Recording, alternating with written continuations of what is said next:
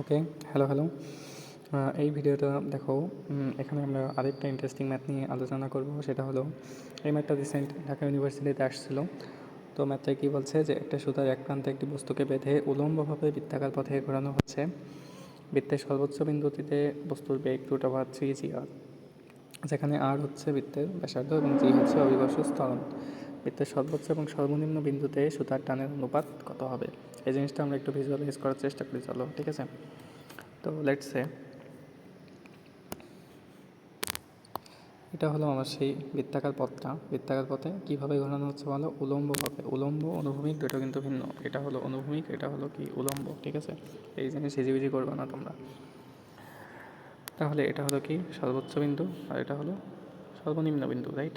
আর এটা হলো কি সেই সুতা, এখান থেকে ঘোরানো হচ্ছে। এই বরাবর ধরো আমি ঘোরাচ্ছি, রাইট? এখানে একটা বেগ আছে, এখানে একটা বেগ আছে।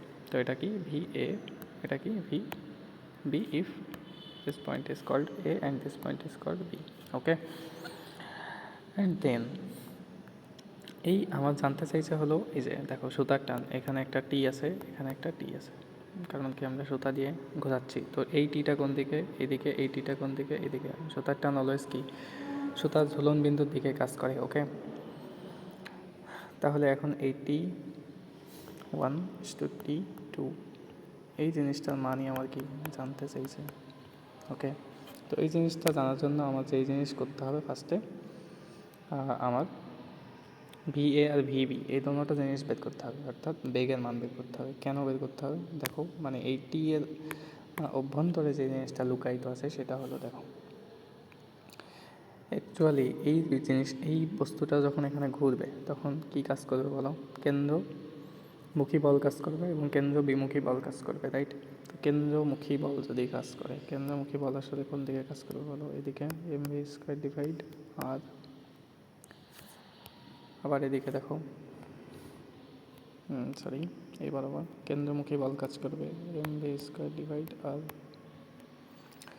এখন তুমি একটা জিনিস বলো আমাকে, যদি সর্বোচ্চ বিন্দুতে আমি ঘোরাতে থাকি, সর্বোচ্চ বিন্দুতে কী কাজ করবে? ওজন কোন দিকে কাজ করবে বলো? নিচের দিকে, mg। সর্বনিম্ন বিন্দুতে ওজন কোন দিকে কাজ করবে? নিচের দিকে। তো এখন বলো, সর্বোচ্চ বিন্দুতে ওজনও যেদিকে, কেন্দ্রমুখী বলও একই দিকে, তাহলে এখানকার টি যেটা টান বল যেটা, সেটা কি হবে?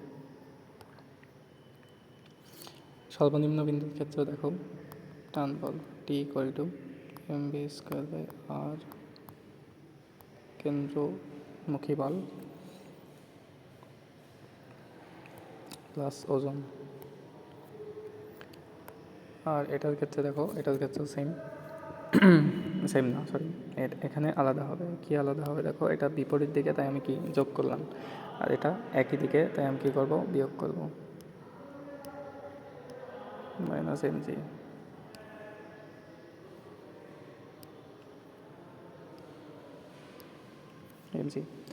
ঠিক আছে, তো এই যে ভি, এই ভিগুলো নির্ণয় করার জন্যই আমার মেইনলি কি ভি বের করতে হবে।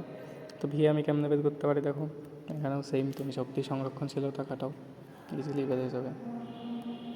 তুমি ধরো এই পয়েন্টে এইচ ইকুয়াল কত? 0। আর এই পয়েন্টে এইচ ইকুয়াল তাহলে কত হবে? যেহেতু এই গোলকটার ব্যাসার্ধ কত? আর, এবং গোলকটার তাহলে ব্যাস কত হবে? 2r। তাহলে এইচ ইকুয়াল কত? 2r।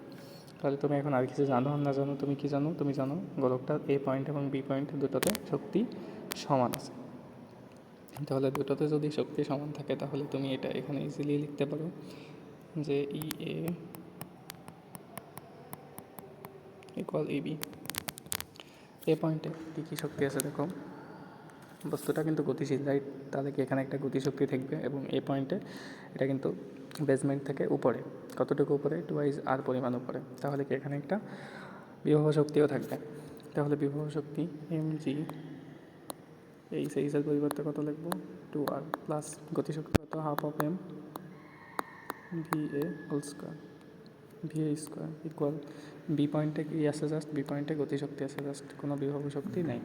তাহলে গতিশক্তি যদি থাকে ½ mv²। এবার তুমি দেখো পুরো ইকুয়েশন থেকে তুমি m তিনটা কি কাটতে পারবে, রাইট? তাহলে এখানে কত থাকে? 2gr প্লাস এখানে কত থাকে? ভি স্কোয়ার এখানে কত থাকে? আচ্ছা একটা জিনিস দেখো, এখানে এ পয়েন্টের ভি এ এই জিনিস কিন্তু আমরা জানি, রাইট? কই জানি? এই যে এখানে জানি √3 GR বস্তুর বেগ। তাহলে ভি স্কোয়ারের মান কত হবে? শুধু GR, 3 GR। তাহলে এটা আমরা এখানে বসাই এখন, ঠিক আছে? সব মুছে গেল রে। আচ্ছা দেখো এখানে কী ছিল? Half of MVV square then mg/mgr plus এখানে যদি হাফ তো আগেই কাটা, তাহলে VA স্কোয়ার কত? 3GR ইকুয়াল টু হাফ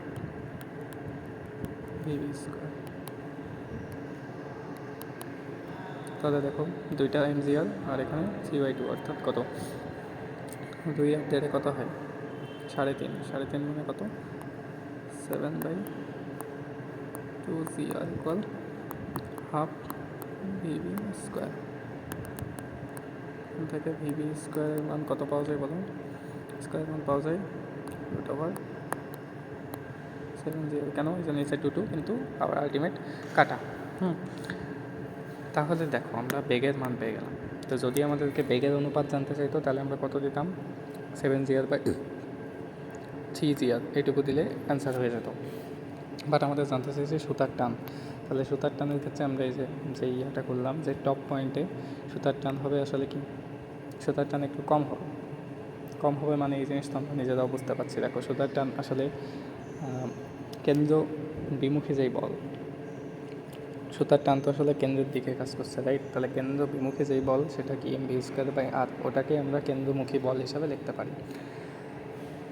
তাহলে ওখানে আমরা D ইকুয়াল লিখতে পারবো উপরের পয়েন্টে ওজন নিচের দিকে কাজ করবে আর কেন্দ্র বিমুখী বল যেটা এটা উপরের দিকে কাজ করবে। তাহলে উপরে আর নিচে দুইটা ডাইরেকশান, যার কারণে কি আমরা কাটাকাটি করে একটা মানে কম হবে, বলটা কম হবে, এই জিনিস তো বোঝা যাচ্ছে, রাইট? যার কারণে আমরা লিখতে পারি কি T1 equal to mv²/r minus mc। তাহলে চলো এখন আমরা যে বল আছে বল দুটোর অনুপাত বের করার ট্রাই করি। তাহলে T1/T2 ইকুয়াল T1 এর ভ্যালু কত?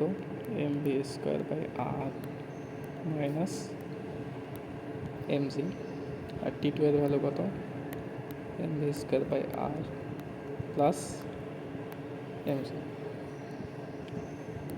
এখন তাহলে দেখো খুব ইজি জিনিস, mv²/r। তাহলে ভি স্কোয়ারের মান আমরা কত পাইছি? T1 এর ক্ষেত্রে ভি স্কোয়ারের মান আমরা পাইছি হলো √3GR, শুধু 3GR। তাহলে তুমি এখানে বসাও 3GR/r minus mg divide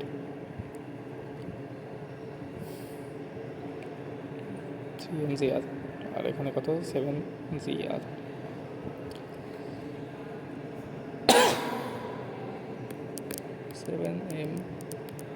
mgr divide r minus mg plus mg। দেন তুমি যেটা পাবা এখানে আর কাটে 3mg মাইনাস mg কত হয়? 2mg বাই নিচে কত হবে দেখো আর কাটে 7mg প্লাস mg কত? 8mg। তাহলে অ্যান্সার আসে কত? 1/4। দ্যাট মিনস এই এ পয়েন্টে যেই সুতার টান থাকবে সেটা যদি হয় 1 গুণ, তাহলে বি পয়েন্টে যেই সুতার টান সেটা থাকবে কত? 4 গুণ। তুমি একটু নর্মালি চিন্তা করো, দেখো তুমি যখন ঘোরাবা একটা সুতাকে, যখন তুমি এখান থেকে ঘোরাবা এভাবে টেনে ঘোরাবা, তখন উপরের পয়েন্টে এমনি তুমি একটু হালকা ফিল করবা, মানে দেখো সুতাটা কিন্তু বেশি বেগও থাকবে না, আবার ও কিন্তু বেশি পরিমাণ বল অ্যাবসর্ব করবে না। বাট যখন তুমি নিচের পয়েন্টে নিয়ে আসবা তখন কি এই যে এখান থেকে শক্তি টোটালটা ট্রান্সফার হয়ে এখানে আসছে, ওই একটা শক্তি প্লাস ওর নিজের ওজন তো আছে, যার কারণে বি পয়েন্টে কি বেশি বল অনুভূত হবে, দ্যাটস ওয়াই বেশি টান অনুভূত হবে। আলটিমেট এ পয়েন্টে যা টান হবে বি পয়েন্টে তার 4 গুণ টান হবে। এই হলো কি অ্যান্সার। আশা করি বোঝা গেছে ম্যাথটা। এতক্ষণ সাথে থাকার জন্য ধন্যবাদ গাইস। পরবর্তী কোনো এপিসোডে আবার দেখা হবে। টাটা।